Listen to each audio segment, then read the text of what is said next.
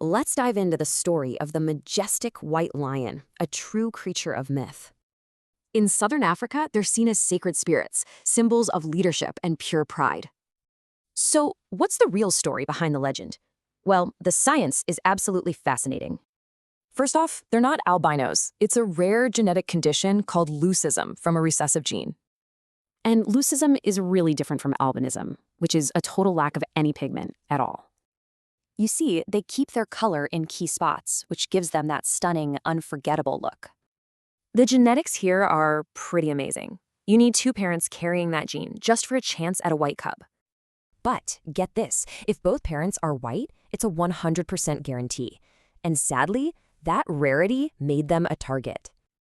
For centuries, this was their only home on Earth, but being so beautiful came at a terrible price. People wanted their incredible coats. Uncontrolled trophy hunting just devastated their population. By hunting the dominant males, hunters almost wiped out the gene for white lions forever. And by the early 2000s, you know how many were left in the wild? Absolutely none. Zero. That's right. A living legend was completely gone from its natural home, hunted to extinction. But the story wasn't over, not by a long shot. Conservationists just wouldn't let it end there. This timeline shows the incredible step-by-step fight to bring them back from the brink. But a big question lingered. People thought, how could such a white predator possibly hunt and survive?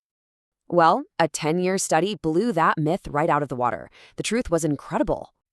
Turns out they're apex predators, just as good at hunting as any other lion.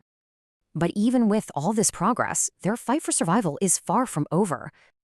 Just look at the numbers. While hundreds are in captivity, only a handful are back in the wild. Officially, they're listed as vulnerable, along with all African lions. But that's not the whole story. Conservation groups are pushing hard for an endangered status to give them the protection they really need. So, what's the plan? It's a three-part fight: protect their home, end trophy hunting, and support reintroduction. What you should take away from this is that their survival is not a given. Their fate is in our hands. So the question is, will we protect this spirit of the wild, or let it become a ghost once more?